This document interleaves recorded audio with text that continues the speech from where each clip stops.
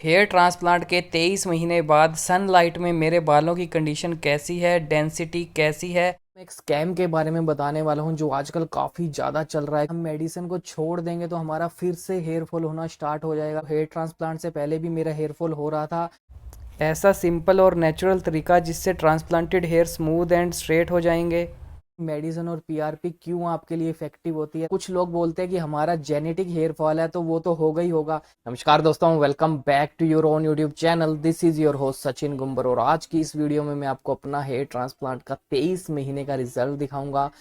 पूरी कंडीशन आपको दिखाऊंगा, कैसी डेंसिटी है वो दिखाऊंगा और पूरा धूप में आपको मैं रिजल्ट दिखाने वाला हूं। तो वीडियो के साथ बने रहें और वीडियो को पूरा देखना। गाइस, आपको मैं एक स्कैम के बारे में बताने वाला हूं जो आजकल काफी ज्यादा चल रहा है, क्योंकि मुझे लास्ट मंथ में 4 से 5 लोगों ने ये बात बोली है। मैं अपनी वीडियो के माध्यम से आपके साथ भी इस बारे में कुछ ना कुछ डिस्कस जरूर करूं, क्योंकि अगर कोई चीज गलत है तो मेरा फर्ज बनता है कि मैं आपको उस बारे में जरूर बताऊं। जो ये स्कैम है, ये बेसिकली क्या है कि कुछ क्लिनिक आपको 25 साल की हेयर ट्रांसप्लांट की गारंटी दे रहे हैं, जो कि मेरे हिसाब से बहुत ही ज्यादा सरप्राइजिंग है। 25 साल की गारंटी मैं तो खुद नहीं अपने बालों की लेके चल रहा। मुझे तो ये नहीं लगता कि मेरे 25 साल चलेंगे। मुझे लगता है अगर मेरे बाल 10-15 साल भी चल गए तो मैं उसी में काफी ज्यादा खुश रहूंगा। एंड जो 25 साल की जो गारंटी दे रहे हैं, मेरे हिसाब से वो जस्ट एक स्कैम है। और जबकि वो क्लिनिक भी कुछ ऐसे नहीं है कि जो 25 साल से चल रहे हैं। वो मैक्सिमम 2 या 4 साल से क्लिनिक ओपन हुए हैं और वो 25 साल की गारंटी दे रहे हैं। तो इस बात को सुन के ही मुझे वही लगा कि यार ये स्कैम ही है पक्का। तो मैं इसलिए आपको ये सब कुछ डिटेल दे रहा हूँ और उसके साथ साथ और भी चीजें बताने वाला हूँ जिसको खुद मुझे सुन के काफी ज्यादा शौक लगा। तो आप लोगों को कैसा लगता है तो आप जरूर कमेंट करके बताना। सबसे पहली चीज वो कह रहे हैं कि हम 25 साल की गारंटी आपकी हेयर्स की देंगे और उसके साथ साथ आपको ना कोई मेडिसिन लेनी होगी ना कोई पीआरपी लेनी होगी। तो ये सबसे बड़ा स्कैम है गाइस आज की डेट में। सपोज कीजिए आपको फीवर हुआ है, तो क्या फीवर की आप मेडिसिन नहीं लोगे? आप फीवर की मेडिसिन लोगे, 5-7 दिन के बाद आपका फीवर ठीक हो जाता है, तो उसके बाद आप मेडिसिन अपनी बंद कर देते हो। और कुछ लोग बोलते हैं कि हमारा जेनेटिक हेयर फॉल है तो वो तो होगा ही होगा। तो ब्रदर, एक और छोटी सी बात आपको मैं बोलना चाहूंगा। अगर आपका जेनेटिक हेयर फॉल है तो आप एक बार अपने फादर से जरूर पूछिए, जब भी आपको हेयर फॉल हो रहा था कि आपने ट्रीटमेंट कराया था। 99% लोग आपको यही बोलेंगे कि मैंने कोई ट्रीटमेंट नहीं कराया था। तो ब्रदर, आपको अपनी कोई भी प्रॉब्लम है तो उसके लिए आपको सबसे पहले ट्रीटमेंट ही कराना चाहिए। आपको जेनेटिक हो चाहे कैसा भी आपका हेयर। मैं तो अभी तक किसी एक ऐसे आदमी को नहीं जानता जिसने 25 साल पहले अपना ट्रांसप्लांट करवाया हो और वो आज का उसका रिजल्ट अच्छा हो सकता है उनके पास कोई नई टेक्निक आई हो जिसका भी मुझे नहीं पता हो, तो इसलिए वो 25 साल की गारंटी दे रहे हैं। तो ब्रदर, मैं बोलूंगा आपको कि अगर मेरे नज़रिए से आप देखो तो मुझे ये 100% स्कैम लगता है। इस स्कैम में आप बिल्कुल भी मत फंस जाना कि आप सोचो कि मैंने एक बार ट्रांसप्लांट करवा लिया, कोई मेडिसिन नहीं कोई पीआरपी नहीं और मेरा 25 साल तक निकल जाएगा। तो ये सारा सारा एक स्कैम है। इस स्कैम में बिल्कुल भी मत फंसना गाइज। और जो भी क्लिनिक आपको ऐसे बारे में बता रहा है कि हम गारंटी दे रहे हैं, तो उस क्लिनिक से तो आप बिल्कुल भी अपना ट्रांसप्लांट मत करवाना। ट्रांसप्लांट का रिजल्ट आपका 100% आता है। अगर आप अच्छे जगह से कराते हो तो आपका रिजल्ट बिना मेडिसिन पीआरपी के भी आ जाता है।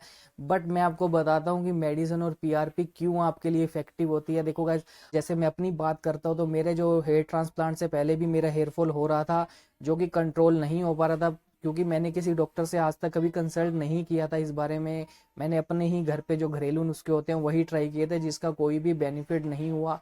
तो फाइनली जब मैंने अपना ट्रांसप्लांट करवाया था तो उसके बाद मैंने 7 मंथ तक अपनी मेडिसिन ली थी, जिससे कि मेरे एग्जिस्टिंग हेयर्स का भी हेयर फॉल रुक गया और जो मेरे हेयर ट्रांसप्लांट हुए थे उनकी भी ग्रोथ काफी बढ़िया हो गई थी। मेरा 6-7 महीने में बहुत ही ज्यादा बढ़िया रिजल्ट आ चुका था। रिजल्ट तो आपका 100% आना ही है अगर आपका ट्रांसप्लांट अच्छे तरीके से हुआ है।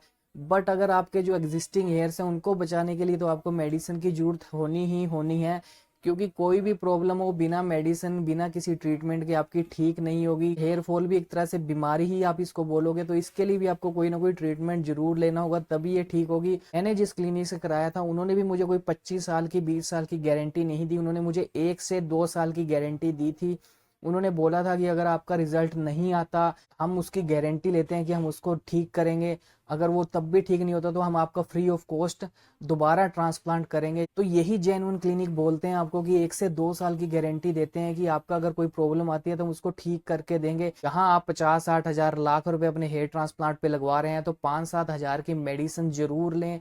क्योंकि मैं अपने एक्सपीरियंस से आपको ये चीज़ बता रहा हूँ कि मैंने जो अपना हेयर ट्रांसप्लांट करवाया था उसके 7 महीने तक ही मैंने ये सब चीज़ें यूज़ की थी। उसके बाद मैंने इनको छोड़ दिया था। कई लोगों के मन में ये डाउट आता है कि अगर हम मेडिसिन को छोड़ देंगे तो हमारा फिर से हेयर फॉल होना स्टार्ट हो जाएगा गाइज।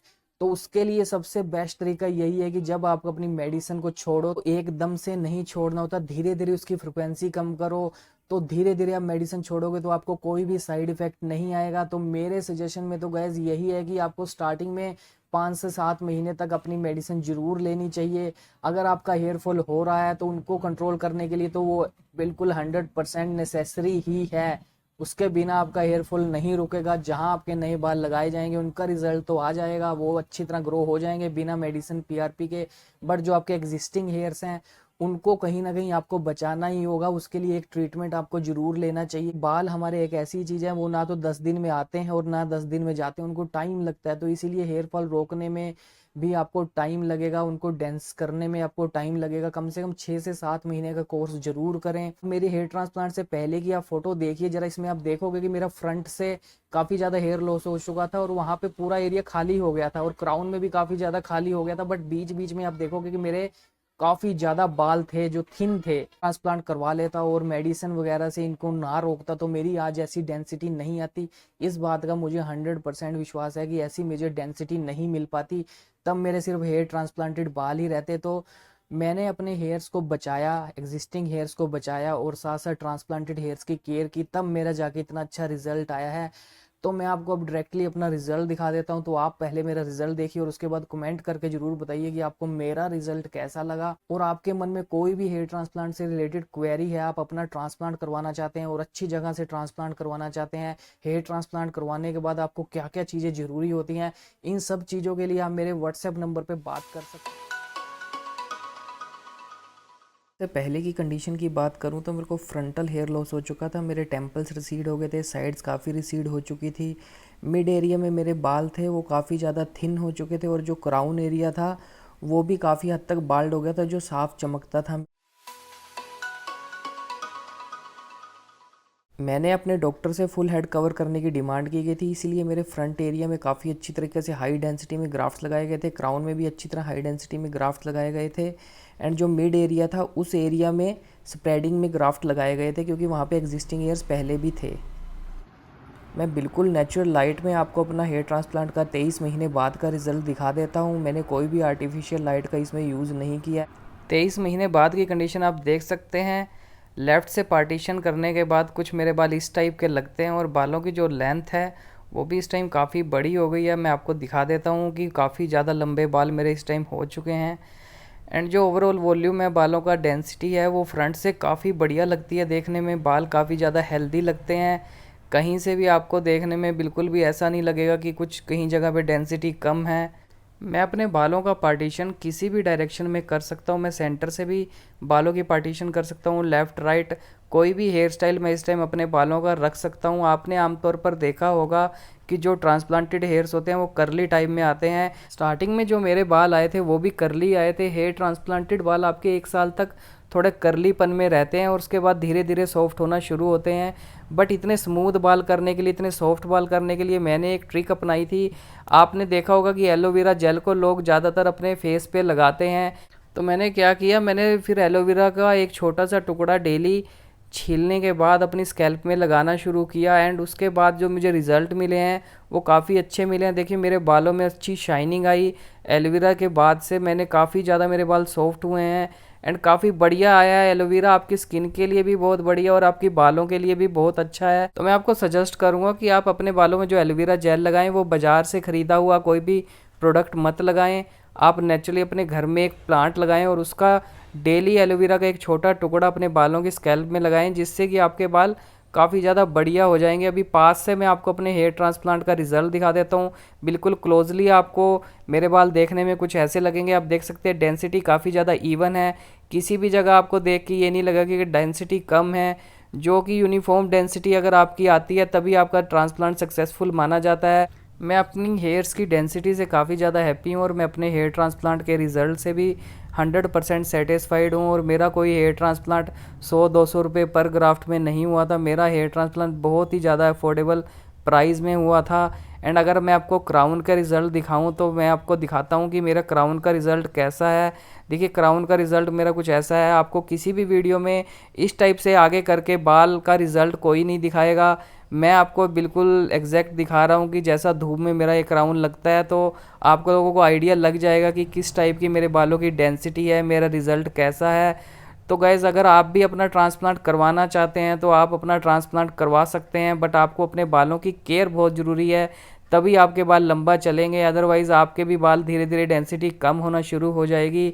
अभी आप मेरा डोनर एरिया और क्राउन एरिया पीछे से देख सकते हैं कि कैसा लगता है। कहीं से भी देखने में कोई भी पैच आपको नहीं लगेगा, आपको ऐसा नहीं लगेगा कहीं से कुछ गंजापन है। एंड जो मेरा डोनर एरिया है वो भी काफ़ी अच्छा है अभी।